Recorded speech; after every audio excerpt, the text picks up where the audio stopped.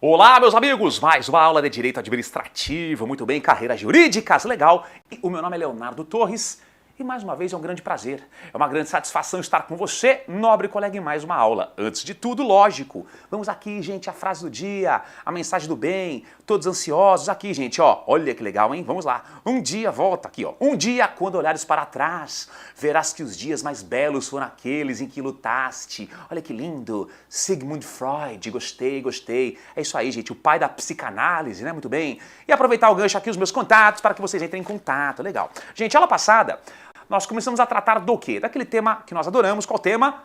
O tema responsabilidade civil do Estado. Responsabilidade civil do Estado, ou seja, como que o Estado responde por eventuais danos que os seus prepostos, os seus agentes provocarem a terceiros. Vamos lá aqui, gente, ó.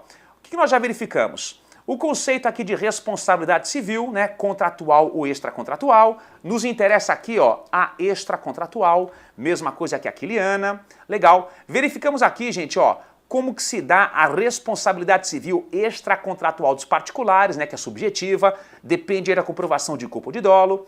Verificamos também aqui, gente, ó, o que são danos, né, que podem ser materiais, morais ou estéticos. A aula de hoje, ponto 3, vamos começar aqui, gente, ó, responsabilidade civil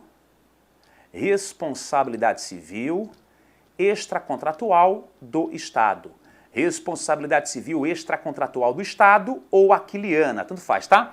Gente, qual que é a primeira diferença entre responsabilidade civil do Estado, aliás, qual que é a primeira diferença entre a responsabilidade civil extracontratual do Estado e dos particulares? Primeira diferença é a previsão normativa. Particular prevista onde? Ó, aqui no Código Civil, né? A do Estado prevista onde? Lá no artigo 37 da Constituição Federal, tá? Artigo 37, parágrafo 6º da Carta Magna. Ah, mas só um dado histórico, gente. Da forma que ela foi inserida pela Constituição de 46, tá? Então, da forma que ela é, que eu já explico como ela foi inserida aqui em nosso ordenamento jurídico pela Constituição de 1946. Ok? Legal. Gente, vou prosseguir então, vamos lá. Ó. O Estado é um ser imaginário, um ser virtual, né? Um ser virtual. Ele age através de pessoas. E todos aqueles que representam o Estado e exercem uma função pública, o nome deles são o que lá? São os agentes públicos. Então, todos aqueles que representam o Estado e exercem uma função pública são os agentes públicos. Ok. E se o agente público, nesta qualidade, provocar danos ao terceiro, que aqui eu chamo de lesado, a priori a própria Constituição Federal prevê que tratar-se-á de uma responsabilidade civil do Estado, é o Estado que terá incumbência aí de indenizar a vítima. Exemplo clássico, aquela mesma vovó da aula passada, se recuperando aí de vários atropelamentos, ela no açougue, tadinha, final de tarde, para comprar uma carninha moída, fazer uma misturinha e tal.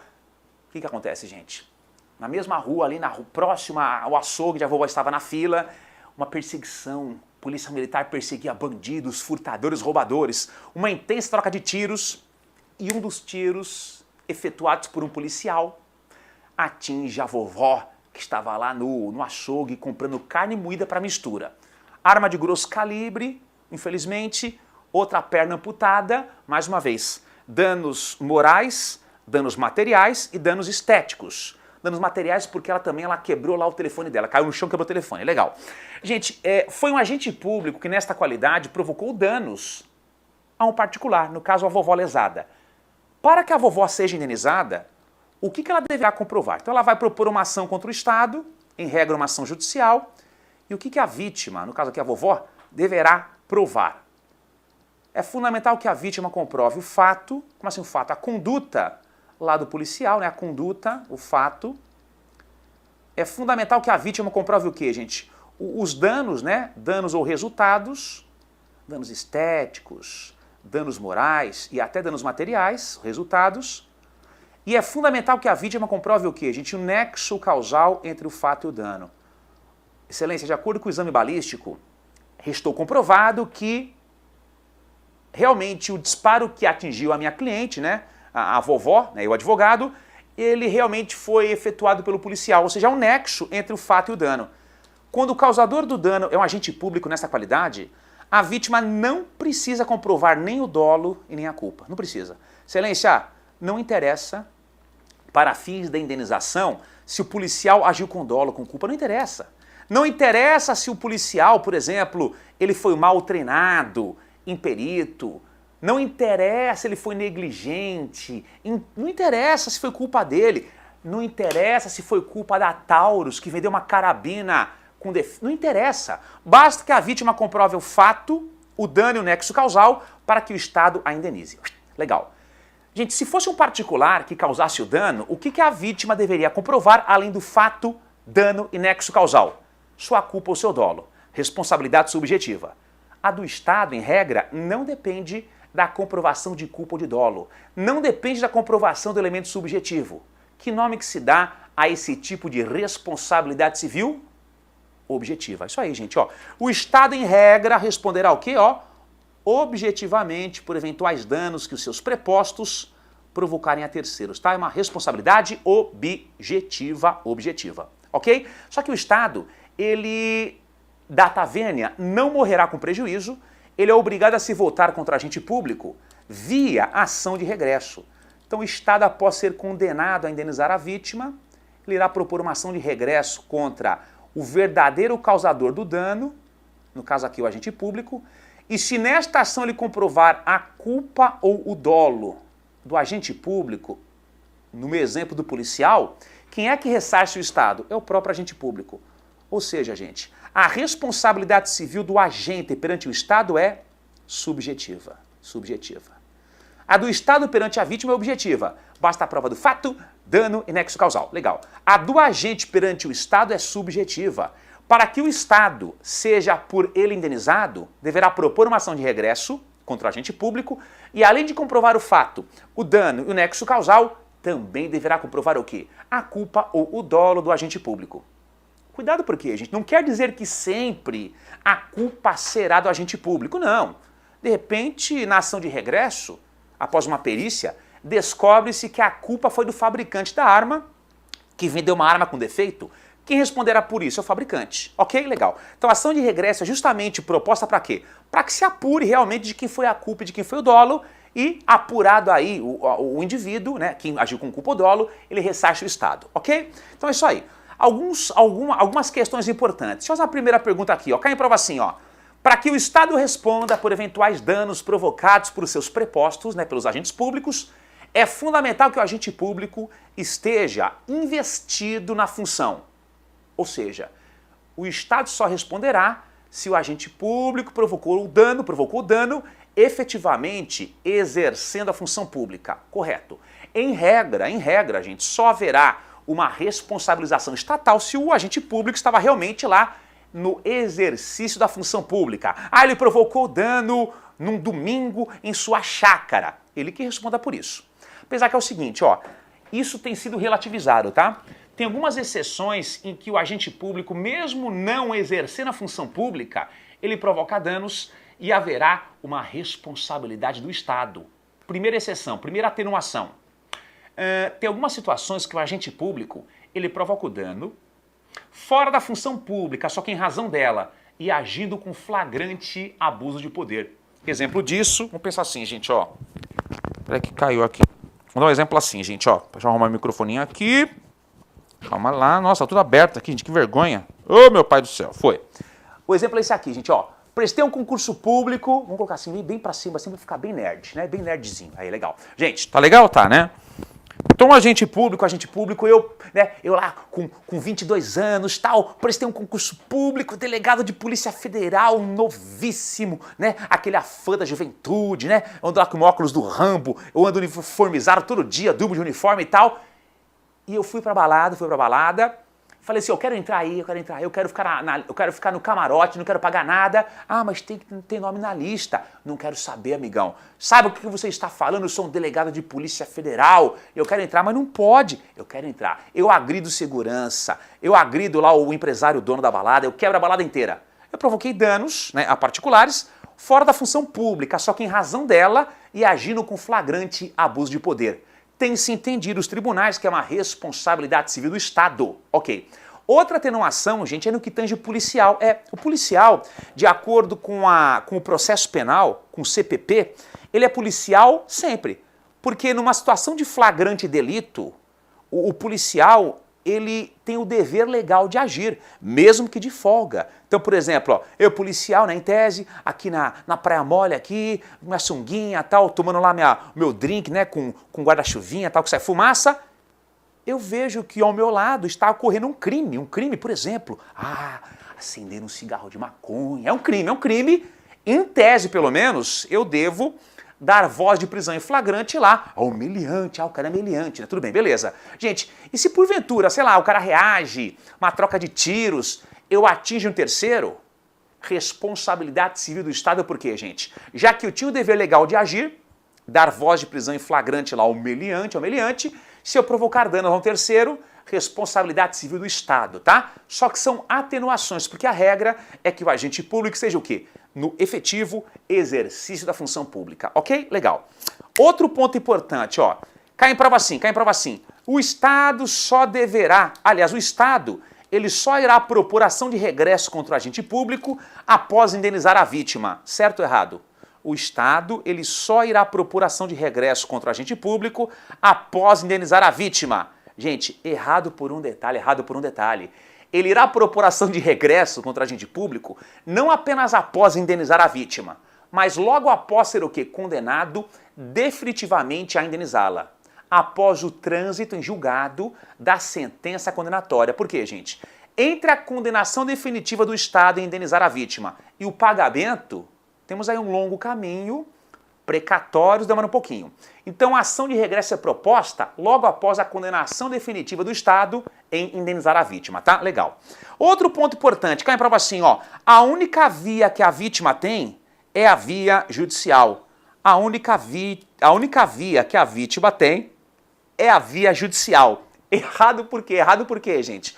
A vítima tem duas vias. Mais comum, que ela propõe uma ação judicial e busca uma indenização em juízo. Mas, em tese, pelo menos, a vítima também poderia, até fazendo valer o seu direito de petição, ela poderia, o quê? Pela via administrativa, pleitear uma indenização do Estado. Só que essa via administrativa é tão morosa, tão burocrática, que na prática quase ninguém se vale dela. Quase que todos propõem uma ação judicial, tá? Mas em tese, pelo menos, são duas vias reparatórias, ou via judicial ou via administrativa. Outra pergunta boa de prova, ó. Imaginemos que a vovó lesada, ela fala o seguinte, poxa, né? Pô, eu moro aqui, sei lá, aqui no estado falido. Se eu propuser uma ação contra o Estado, isso demora demais, ele recorre até as últimas instâncias, depois eu venço, recebo imprecatórios, se recebo, não. Já sei, eu vou pesquisar lá na internet quem foi o policial, vou pesquisar o nome do policial que me atropelou. Vamos lá, pesquisou lá, deu um Google, nossa, o policial que me atropelou, aliás, que me atingiu lá com a arma de fogo, o policial que provocou o dano, ele é rico, ele é herdeiro aqui do Roberto Marinho, ele é policial só por hobby. Eu vou perder tempo ingressando com ação contra o Estado ou não? Eu irei propor diretamente uma ação contra o policial, execução garantida, vou receber muito mais rápido. A pergunta é a seguinte, a vítima pode, gente, optar, ao invés de propor uma ação contra o Estado, propor diretamente uma ação contra o agente público? Não pode não, tá, gente? Cuidado por quê? O agente público é parte ilegítima para figurar como réu na ação reparatória. O agente público é parte ilegítima para figurar como réu na ação reparatória. Quem que é parte legítima? O Estado. A esse ponto, nós temos uma teoria. Aplicamos uma teoria. Que teoria? Teoria da dupla garantia. Primeira garantia para a própria vítima. Ela receberá do Estado numa responsabilidade objetiva, em tese mais fácil. E a segunda garantia é para o próprio agente público, em responder perante o Estado numa ação de regresso, numa responsabilidade subjetiva. A vítima não pode propor ação contra o agente público diretamente, não. Ele é parte ilegítima. Parte legítima é o Estado. Teoria da dupla garantia. Primeira garantia, para a vítima. Ela receberá do Estado numa responsabilidade objetiva, em tese mais simples. Segunda garantia, para o agente público, responderá perante o Estado numa ação de regresso, numa responsabilidade subjetiva. Legal. Vamos lá então, venham comigo. Gente, outro ponto importante, ó. Quando se fala em responsabilidade civil objetiva, qual que é a regra que se aplica? É a teoria do risco administrativo, tá? Então, em regra, pelo menos, quando se fala em responsabilidade objetiva, estamos aqui a nos referir à teoria do risco administrativo, tá? Então, viram em prova lá, Estado respondendo objetivamente, qual que é a regra? Teoria do risco administrativo. Gente, de acordo com a teoria do risco administrativo, o Estado responderá objetivamente, só que ele pode opor causas excludentes da sua responsabilidade. Teoria do risco administrativo. O Estado responde objetivamente, legal? Só que ele pode opor causas excludentes da sua responsabilidade, que já iremos estudá-las. Caso fortuito, força maior ou até mesmo a culpa exclusiva da vítima. Ok? Legal. Atenção por quê, gente? Ó, o que se entende hoje? Que essa responsabilidade estatal só será objetiva se o dano decorrer de uma ação. Por quê, gente? Porque ela será subjetiva se decorrer de uma omissão. É um entendimento aí que prepondera.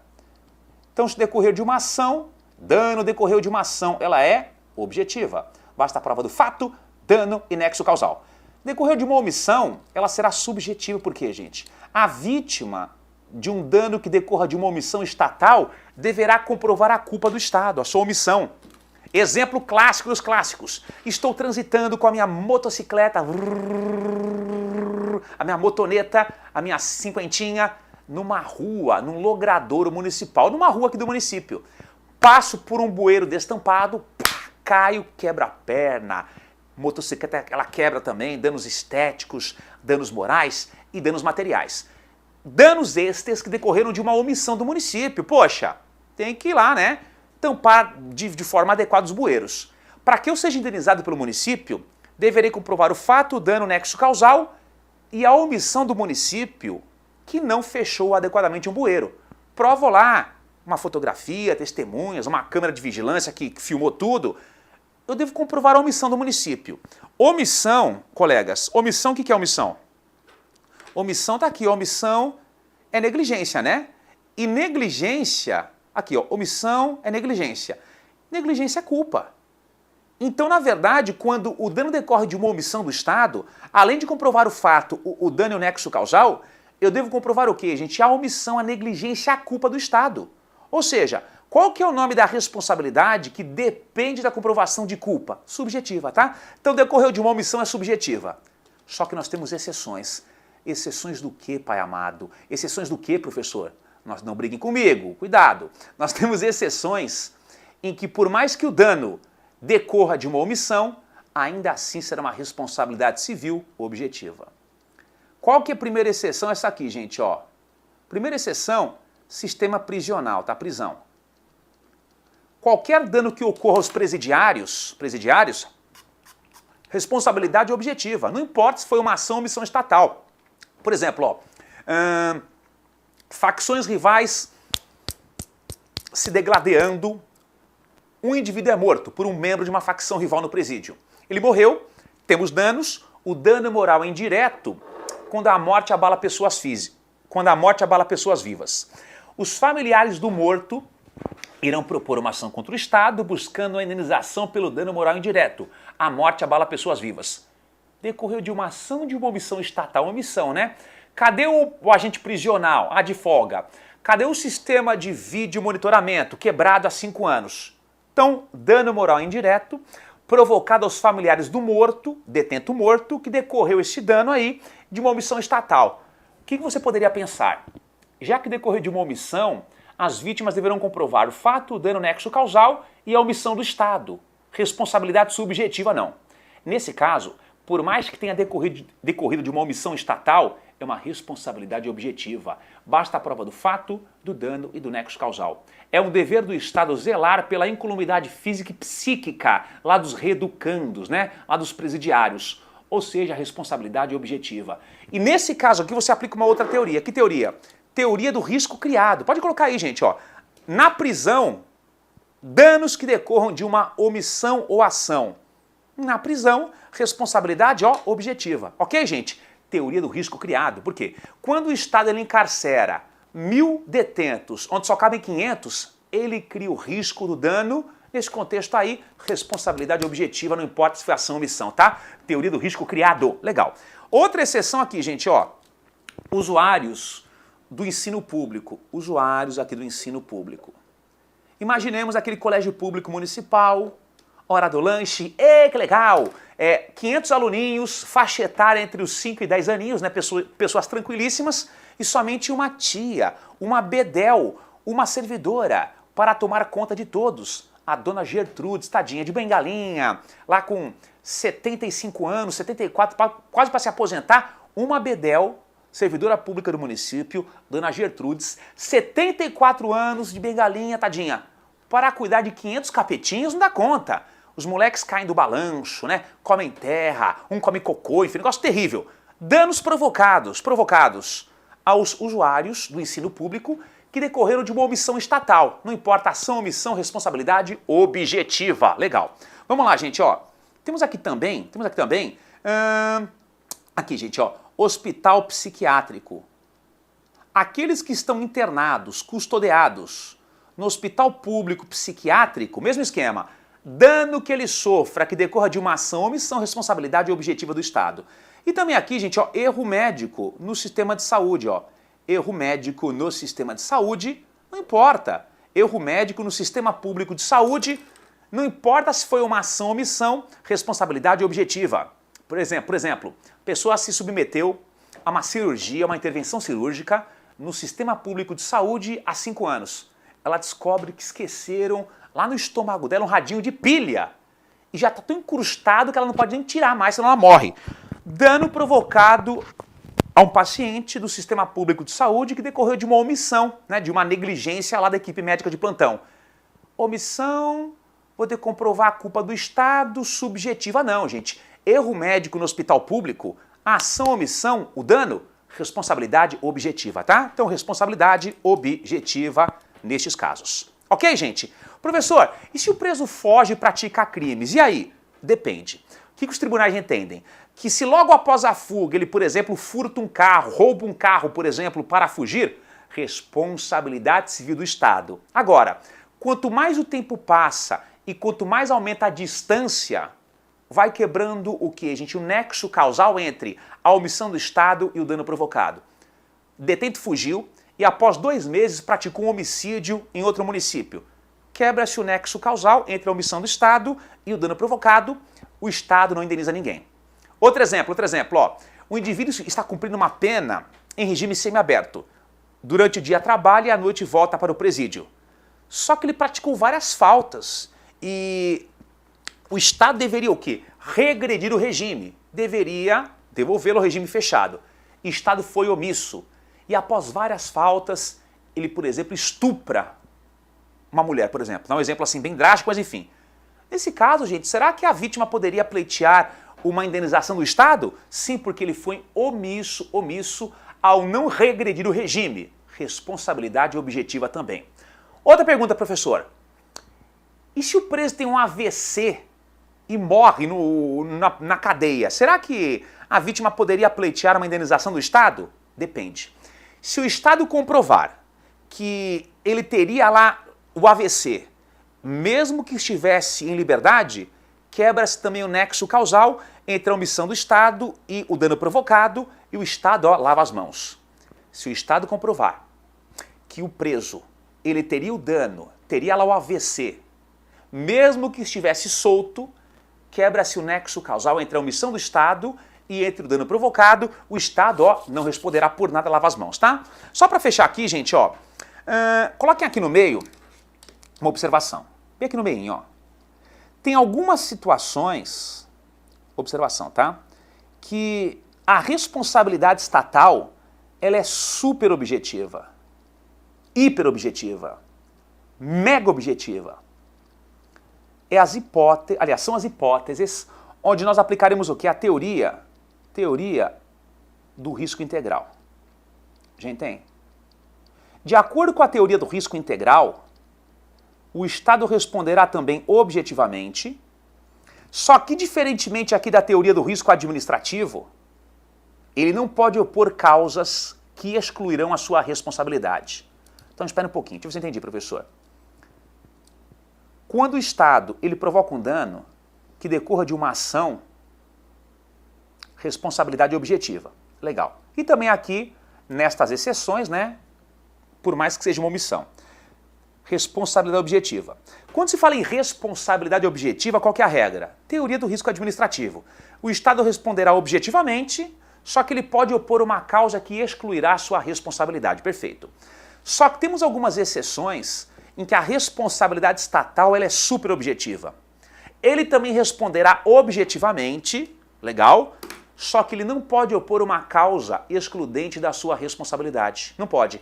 Professor, e quando que o Brasil adota a teoria do risco integral? Em que o Estado responderá objetivamente, só que não pode opor uma causa excludente da sua responsabilidade. Primeira situação está aqui, gente. A.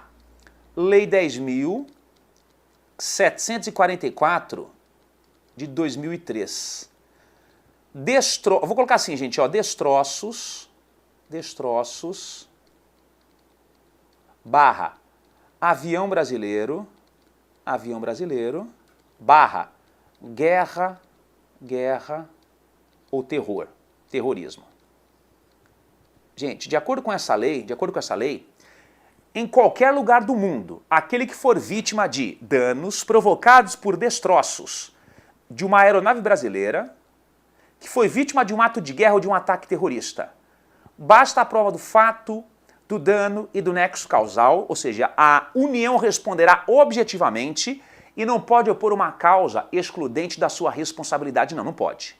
Ah, foi culpa da vítima, não pode. Ah, não pode. Ela responderá, tá? Mas por que essa lei existe? Essa lei, gente, é fruto da conversão de algumas medidas provisórias.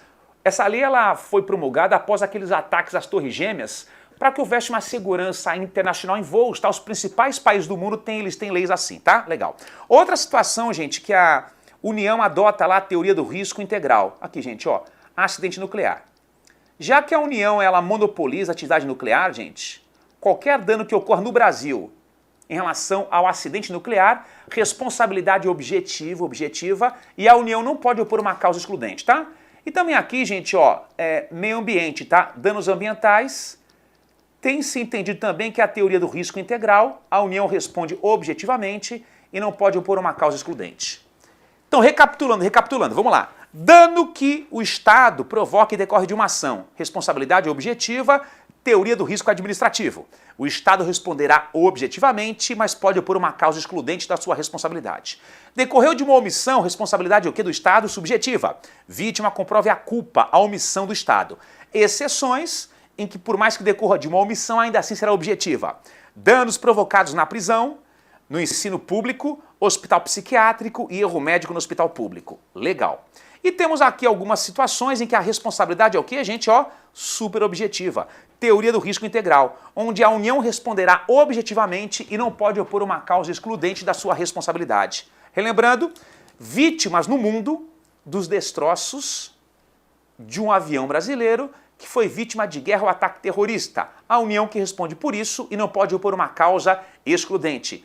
No Brasil, acidente nuclear e também danos ambientais. Risco integral, responsabilidade super objetiva. Tudo bem, gente? Legal? E na próxima aula nós daremos continuidade aqui a esse tema tão importante. Paro por aqui, beijo no coração, namastê, muita paz. Até a próxima aula. Valeu!